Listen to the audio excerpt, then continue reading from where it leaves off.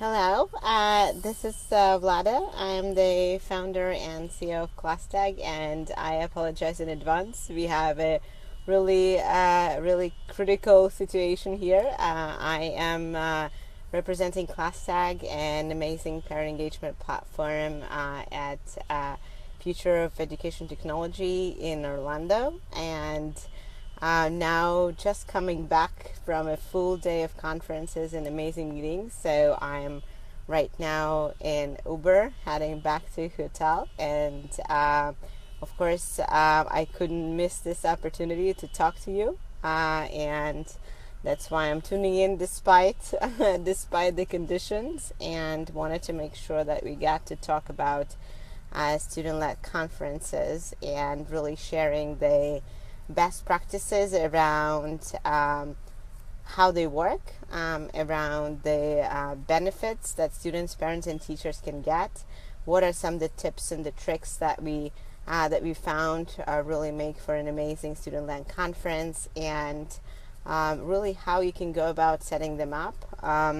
We have an amazing tool with ClassTag, both for individual conferences, and something you can do with multiple families attending at the same time. And also, I want to make sure that you have access to amazing resources. And we've collected all of that together for this conversation, and hope that you would learn from this discussion. As you're just tuning in, I would love to hear from you. What grades do you teach, and most importantly, have you organized student-led conferences yet, or you're exploring that? Again, I'm Lada, co-founder and CEO of ClassTag, and would love to share and learn from you from student-led conferences experiences. So the first thing I wanted to talk to you about is how the student-led conferences actually work. So the idea behind student-led conferences is that for years we've been organizing parent conferences where students don't really get a seat at the table, right? And teachers get to meet with parents and discuss the student progress, their areas where they succeed and areas that they need to work on, and really students never had a seat at the table. The whole idea of student-led conferences is that you get to flip that. The student gets to present their work, what they've been learning, why they're excited about certain things, where perhaps some of the gaps are, and they get to present that to teachers and parents. And of course, that opens up a lot of opportunities for learning in itself, as well as really makes the conferences much more engaging. So that's essentially what we wanted to talk about. What are those things that and best practices that you need to put in place in order for these conferences to be successful?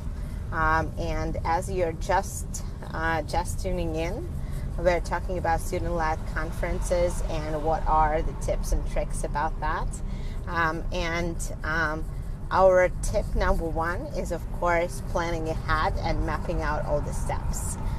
It can be really stressful for a student to know that they have to make a presentation, even if it's a small audience, just parents and teachers, and really starting to get them ready for that moment is really important.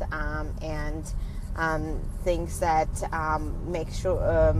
make sense to do is start compiling their portfolios ahead of time, and coming up with an agenda so they know what's the sequence of the things that we'll be sharing, and really talking about their goals proactively. This is an amazing opportunity to also talk about their goals and how they'll be sharing that, and what is perhaps the responsibility from all the parties involved.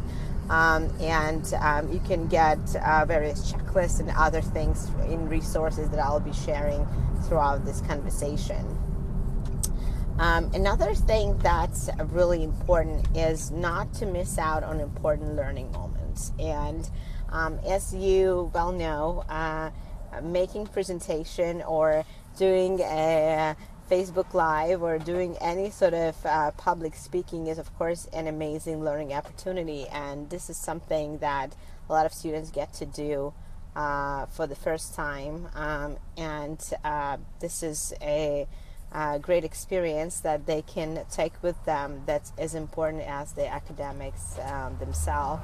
So talking about how they can have that conversation and how they can best put their step forward in terms of public speaking, organizing their speech, and sharing materials as they speak is is an amazing experience. So moving on to number 3. Really what we are talking about is encouraging holistic assessment beyond academic skills. And some of the things that I've heard teachers say is that they were surprised how much students actually know beyond what they've seen in regular assessments, because they get to see not only sort of some of the standard metrics around student performance, but they get to see really how and why behind students' achievements, and they get to really hear it from the student and sort of how they reflect on their achievement. Step number 4, or best practice number 4 for student-led conferences, is educating the parents. And it's really critical that parents, as they transition from sort of more traditional parent-teacher conferences into student-led conferences environment, they know exactly what to expect. What is the role you expect parents to play? You want them to sit there silently, or rather you want them to encourage them to ask questions and participate in conversation. Should they ask questions as the student is presenting work, or you want them to keep the question till the end? What is really the sort of the format, so they know exactly what's happening. And what is really fantastic, and that's something we keep hearing from many teachers, is that they see a huge improvement in parent participation in student-led conferences relative to traditional parent-teacher conferences. And the reason is fairly simple, is that they get to come in and see their child share their learning, and that's really some of the most amazing and fascinating things that parents get to see. So this is really not a kind of adult talk about sort of what the child is doing. The child is in charge and driving the conversation. So this is definitely something that parents can hardly miss out on. Moving on to number 5, what is really important is that it's not all about the highlights. So you get to, as you prepare with the student for this conversation, you get to encourage them to share both the areas for improvement as well as their strengths. And as they talk about some of the areas where perhaps help is needed, it's also a great reflective moment. If you're just tuning in, please let me know which grades you teach, and I would love to hear from you. Excellent. All right. Leaving the door open for follow-ups is the next item. And what we are seeing is that really you cannot cover everything in a 10, 15, or even 20-minute conversation. And so opening the door for follow-ups with parents, and as they get to continue the conversation with the student beyond the conference, is really important. And they always can take home the student's work, or perhaps even view it digitally if you are using tools of that nature. And they they serves as an amazing conversation starter. I'm showing that my connection is weak. I hope that you can still hear and see me. I'll keep going and hope for the best. Student-led conferences, tip number 9. There could be some immediate conflicts, and so step number 9 is really to get ready to mediate those conflicts.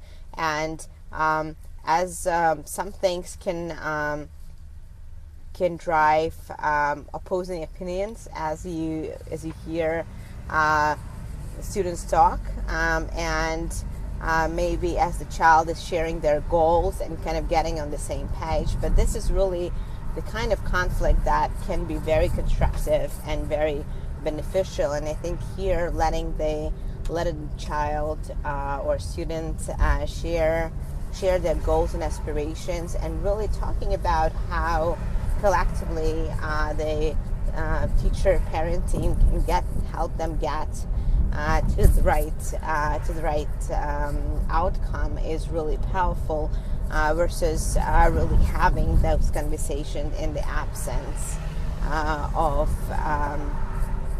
of students. All right, so last but not least, we are talking about embracing student-centered learning every day. And it's really going with a lot of the trends these days around the flipped classroom, and how students are driving a lot of the thought leadership and problem solving in the classroom. So really the student-led conferences are a natural extension and a natural sort of process and of reflection with a lot of this common trends that are taking more adoption in the classrooms. So last but not least, what I really am excited to talk about is actually how do you get it all set up. You decided that you want to do student-led conferences. You know that you started preparing the students, you perhaps started to set expectation with the parents, but then you really need to get logistics out of the way, and that's where ClassTag is an amazing tool for that. There are really 2 formats that you could use. Let's say if you are looking for a single family event, you can always use parent-teacher conferencing functionality that literally in seconds creates all the time slots you need. And the best part yet, it sends that out to parents. They can sign up with one click, and they'll be automatically reminded first to sign up, and to the day that they have their commitment, the day they have their time slot to come in. They will receive a reminder at 6 a.m. as well, which a lot of parents love.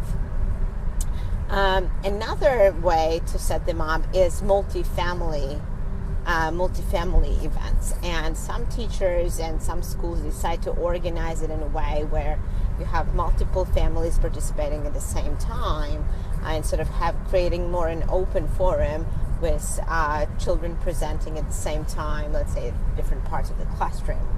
And so creating kind of little centers. And the way you can set it up on ClassTag is super simple. Oh, my phone is jumped. It's super simple. You go ahead and create an event, and then you can add all the timed requests to it, and say that you need 5 families or 4 families, however many you need per time slot, and that allows you to get all the benefits of great organization, but with multi-family events. So that's super easy to do, and the best part yet, our organization tool is completely free, so you can go online on classtag.com and check it out, both the single family events and as well as the multifamily, so that making all the scheduling super easy. at the end, we have a bunch of really amazing resources for student-led conferences, both books, guides, and templates. And what I'm going to do is, rather than list them all, I'm going to just help you out with linking that information in the blog and doing that. And the last thing I wanted to do really quickly is to all